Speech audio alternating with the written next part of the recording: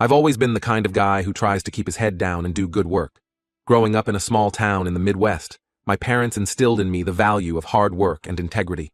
My dad was a high school teacher, and my mom ran a small bakery.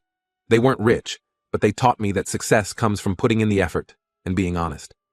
I carried those values with me when I moved to San Francisco 3 years ago to join a promising tech startup. It was a big leap for me, leaving behind everything I knew for a city that felt like it was on a different planet.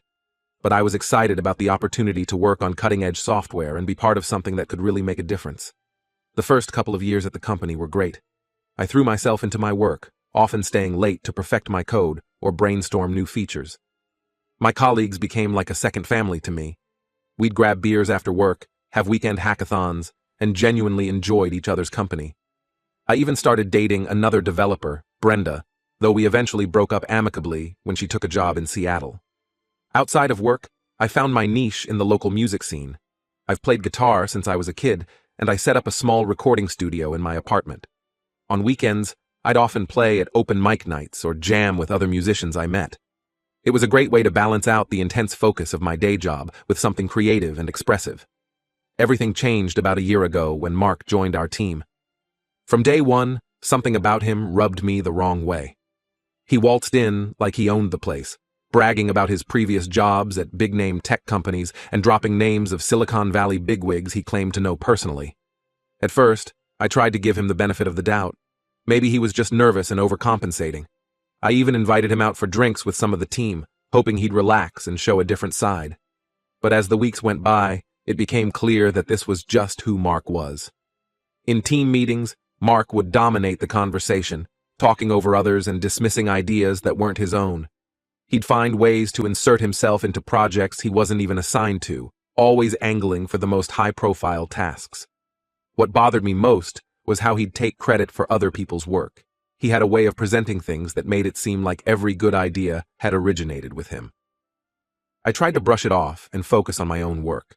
I was in the middle of a big project overhauling our user authentication system, something I was really passionate about. I'd been researching cutting-edge security protocols and had some innovative ideas for making our system both more secure and user-friendly.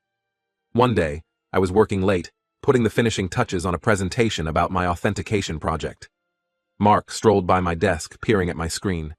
"Hey, what are you working on?" he asked casually. I hesitated for a moment, but then thought, why not? Maybe if I shared my excitement about the project, he'd see the value in collaboration rather than competition. So I gave him a quick overview of my ideas. Mark seemed genuinely interested, asking thoughtful questions and even offering a suggestion or two.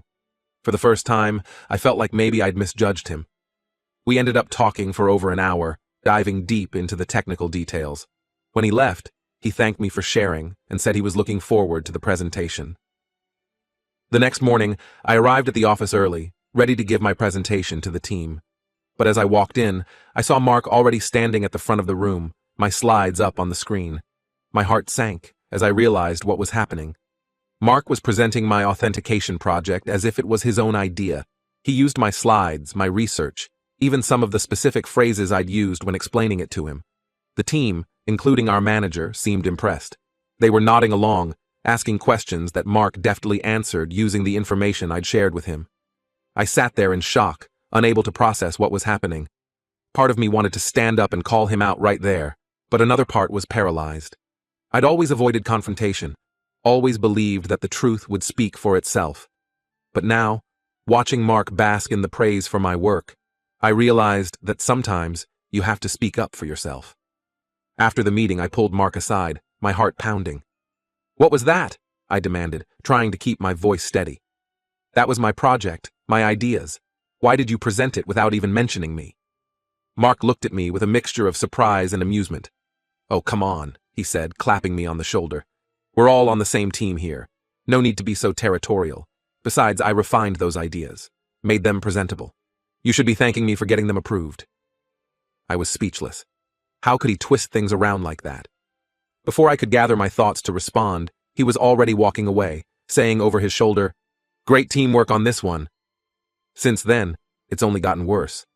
Mark has been consistently taking credit for my ideas in meetings, forgetting to include me on important emails about projects I'm leading, and even trying to assign me busy work, so he can swoop in on the high-profile tasks. It's gotten to the point where I dread coming into the office each day. The place that once felt like a second home now feels hostile. I find myself second-guessing everything I do, paranoid about sharing any ideas. It's even affecting my life outside of work. I've been skipping open mic nights, too drained to even pick up my guitar when I get home. I've tried talking to our manager about it, but Mark is really chummy with him. They often grab beers after work and play golf on weekends. So far, my concerns have been brushed off as team dynamics that we need to work out ourselves. I'm starting to wonder if I should just start looking for a new job. But the thought of leaving this company, which I've invested so much of myself in, breaks my heart. Plus, the job market is pretty tough right now, especially for someone at my level trying to move laterally. There's also a part of me that feels like leaving would be letting Mark win. I think about my parents, about the values they instilled in me. They'd want me to stand up for myself, to fight for what's right. But how do you fight against someone who seems to have no moral compass? I'm at a loss for what to do. Has anyone dealt with a coworker like this before? How did you handle it? I don't want to come across as whiny or not a team player, but I also feel like I'm being majorly taken advantage of. Any advice would be appreciated. I've thought about going to HR, but I'm worried about potential backlash. What if they don't believe me? What if Mark finds out and makes my life even more difficult? And even if they do believe me, what can they really do? I've also considered trying to beat Mark at his own game, being more aggressive, more self-promoting. But the thought of becoming like him makes me feel sick. I don't want to compromise who I am just to get ahead. Sometimes I find myself daydreaming about quitting dramatically, calling out Mark in front of the whole office and walking out with my head held high. But then reality sets in, and I remember my rent, my student loans, and the competitive job market. I miss the days when work was exciting, when I felt valued and part of a team. I miss being able to focus on creating great software instead of office politics. I miss feeling proud of what I do. So here I am, turning to strangers on the internet for advice. I know it's a long shot, but I'm hoping someone out there has been through something similar and can offer some wisdom. How do you deal with a coworker who seems hell-bent on taking credit for your work? How do you stand up for yourself without becoming someone you don't like? And how do you know when it's time to cut your losses and move on? Update 1. First off, I want to thank everyone for their advice and support on my last post. It really helped to know I wasn't alone in dealing with this kind of situation. I wanted to give an update on what's been happening with the Mark situation, as things have developed quite a bit in the last few weeks. Taking some of your suggestions, I decided to be more proactive about documenting my work and contributions. I started keeping detailed logs of my projects, saving all email threads, and making sure to vocalize my ideas clearly in meetings. I even started sending follow-up emails after important discussions to summarize what was talked about, making sure my contributions were in writing. I also made an effort to build stronger relationships with other team members. I started going to more company social events, even though it meant less time for my music. I made a point of collaborating more closely with a few colleagues I really respected, hoping they'd back me up if Mark tried to take credit again. At first, this seemed to be working. I felt more confident speaking up in meetings, and a few coworkers even started noticing and commenting on Mark's behavior. There were a couple of times when he tried to claim credit for something, and another team member would speak up and say, "Actually, wasn't that John's idea?" It felt good to have that support. But then things took an unexpected turn. About 2 weeks ago, our company announced a new innovation challenge, basically an internal competition where employees could pitch new product ideas. The winning team would get a substantial bonus and the chance to lead development on their concept. I saw this as the perfect opportunity to showcase my skills without Mark's interference. I could work on something independently, present it myself, and finally get the recognition I deserved. Plus, I had been mulling over an idea for months that I thought could really improve our product. I threw myself into developing the pitch. My idea was for a new feature that would streamline our user onboarding process, using machine learning to personalize the experience for each new user. I worked late nights and weekends, refining every detail. I even used some of my audio production skills to create a slick demo video. The night before submissions were due, I was at the office until midnight, making sure everything was perfect. I saved my files on my personal drive and went home feeling really good about my chances. The next morning, I came into the office early, planning to do one final review before submitting. That's when I saw Mark already there, hunched over his computer. He looked up with this smug grin and said, "Oh, hey, John. Just putting the final touches on my innovation pitch. I think the execs are really going to love it." My stomach dropped. I quickly pulled up the submission portal, and there it was, Mark's entry. As I skimmed through it, my blood ran cold. It was my idea, almost verbatim. He had all my key points, my implementation plan, even a demo video that looked suspiciously like mine with a few tweaks. I confronted him immediately, my hands shaking with anger. "What the hell, Mark? This is my idea. How did you even get access to my files?" Mark just leaned back in his chair, that infuriating smirk still on his face. "Look, it's not personal," he said. "I just saw an opportunity and took it. That's business, kid. Besides, your implementation was amateur hour. I refined it, made it presentable. You should be thanking me." I was speechless. How could he be so brazen, so utterly without shame? Before I could gather my thoughts, he added, "Hey, tell you what. If this wins, I'll make sure you're on the team. Junior developer or something. It'll be good experience for you." I wanted to punch him. I wanted to scream. Instead, I turned and walked straight to our manager's office. I was shaking, but I managed to explain what had happened. I showed him my original files, the access logs that proved I had been working on this for weeks. But as I talked, I could see the doubt in my manager's eyes. He shifted uncomfortably and said, "Look, John, these are serious accusations. Mark came to me earlier this morning, very excited about this project you two had apparently been collaborating on. He mentioned, you might be upset about some last-minute changes he made to improve the pitch. Are you sure you're not just feeling a bit territorial?" I couldn't believe what I was hearing. Somehow, Mark had managed to get ahead of this, to spin it in his favor before I even knew what was happening. I tried to argue, to make my manager understand, but I could tell he had already made up his mind. The next few days were a blur of anxiety and anger. I could barely focus on my work, constantly checking for updates on the innovation challenge. When the finalists were announced, my fears were confirmed. Mark's "my idea" had made the cut. He'd be presenting to the executive team next week. I'm at a complete loss. I feel betrayed, not just by Mark, but by a system that seems to reward his kind of behavior. Part of me wants to quit on the spot, to walk out and never look back. But another part wants to fight back somehow. I'm considering going over my manager's head to HR, or even higher up the chain, but I'm worried about potential backlash. What if they don't believe me either? What if I get labeled as a troublemaker or not a team player? I've also thought about reaching out to some of the coworkers I've built relationships with, to see if they'd be willing to back me up. But I'm worried about dragging them into this mess. What if supporting me puts their own jobs at risk? There's a part of me that wants to confront Mark again, to tell him I'm not going to let him get away with this.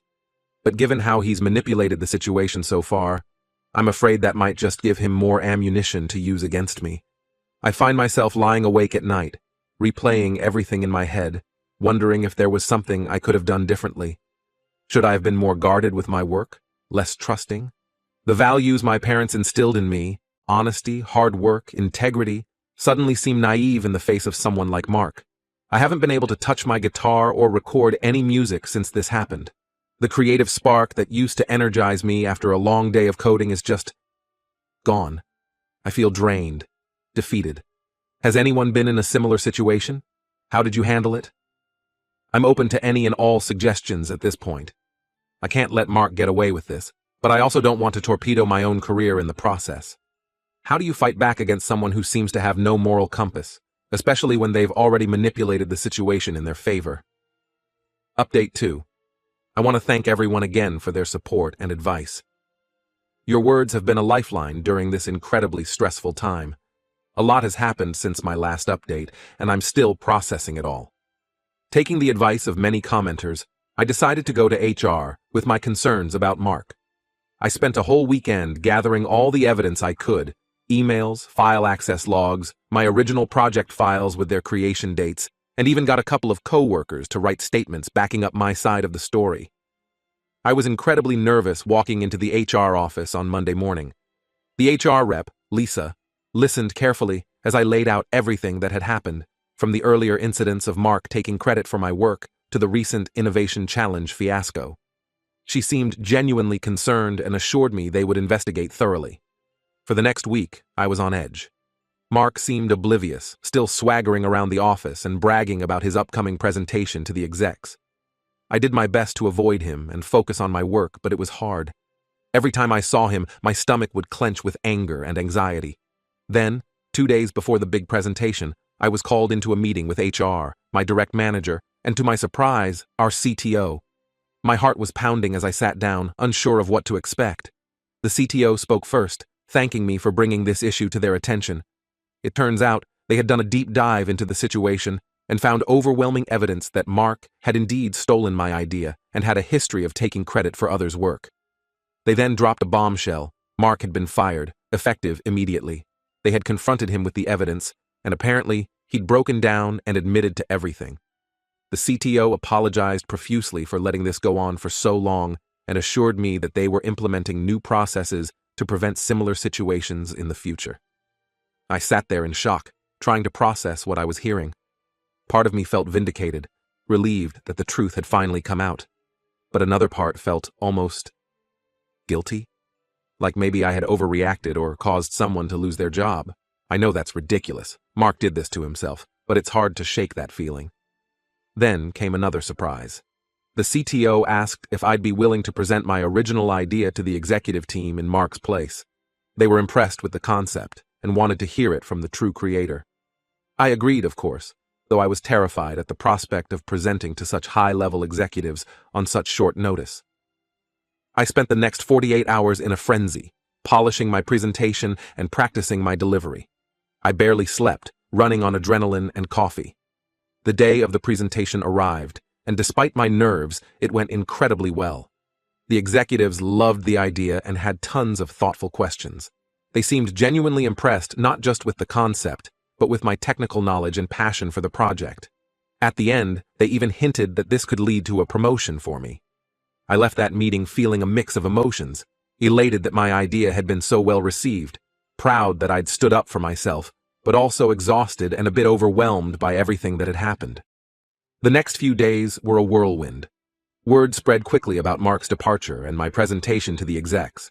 Suddenly, colleagues who had always been friendly but distant were coming up to congratulate me or express their support. A few even shared their own stories of times Mark had taken credit for their work. It was validating, but also made me sad to realize how many people had been affected by his behavior. My manager, who had initially doubted me, came to apologize. He admitted he should have listened to my concerns earlier and promised to be more attentive in the future. I appreciated his apology, but it was hard not to feel a lingering sense of betrayal. As the dust began to settle, I found myself grappling with conflicting emotions.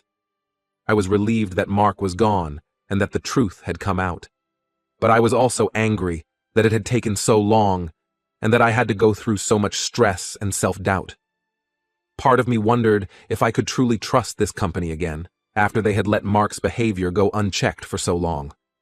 There was also a nagging worry about the future.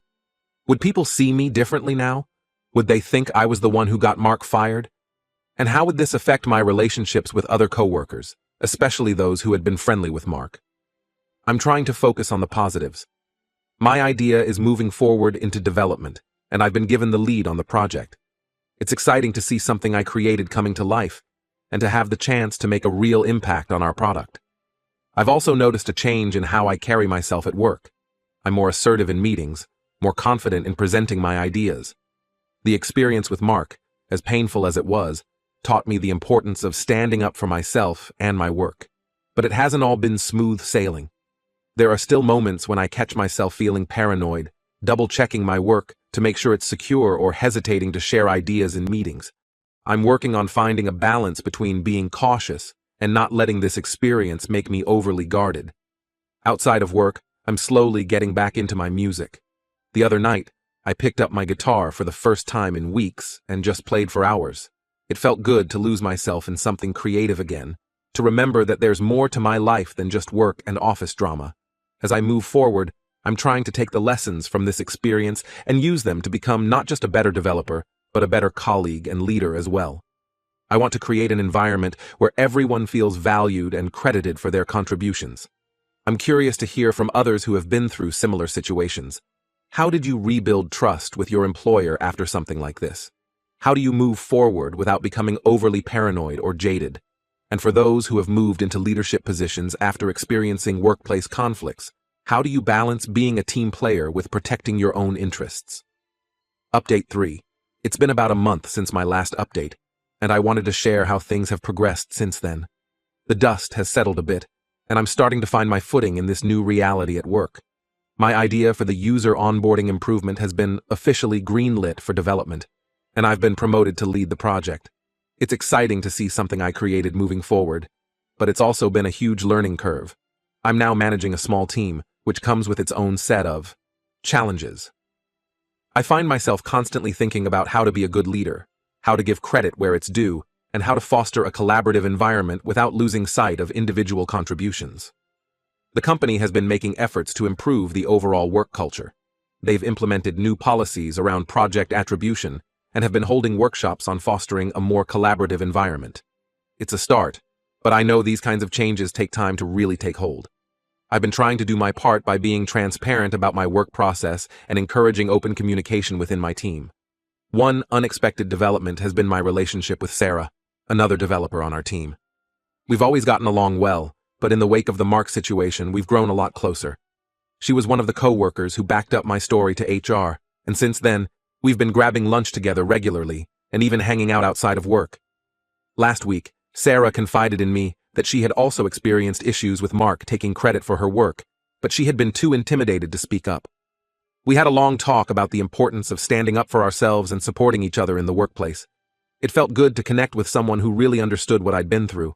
On a personal note, I've been trying to use this experience as a catalyst for growth. I've been more assertive in meetings, more confident in presenting my ideas, and more intentional about building relationships with my coworkers. I've even started mentoring a new junior developer, something I never would have felt qualified to do before. I've also been making a conscious effort to reconnect with my life outside of work. I've started playing open mic nights again, and I'm even thinking about recording some of the songs I wrote during the whole Mark ordeal. It's been therapeutic to channel those emotions into my music, but it hasn't all been smooth sailing. There are still days when I struggle with trust issues at work. I find myself second-guessing people's motives or holding back ideas out of fear they'll be stolen. I'm working on it, but it's a process. I'm also still grappling with some conflicting feelings about the company. While I'm grateful for how they ultimately handled the situation, part of me is still angry that it was allowed to go on for so long. I'm trying to focus on the positive changes and the opportunities I've been given, but there's still a nagging doubt in the back of my mind. As I continue to navigate this new phase of my career, I'm realizing that there's no clear roadmap for situations like this. Every day brings new challenges and opportunities for growth. I'm doing my best to stay true to my values while also protecting myself and my work. I'm still figuring things out, but I'm cautiously optimistic about the future. This experience has been a real wake-up call, both professionally and personally. I'm determined to use it as a stepping stone to become not just a better developer, but a better colleague and leader as well.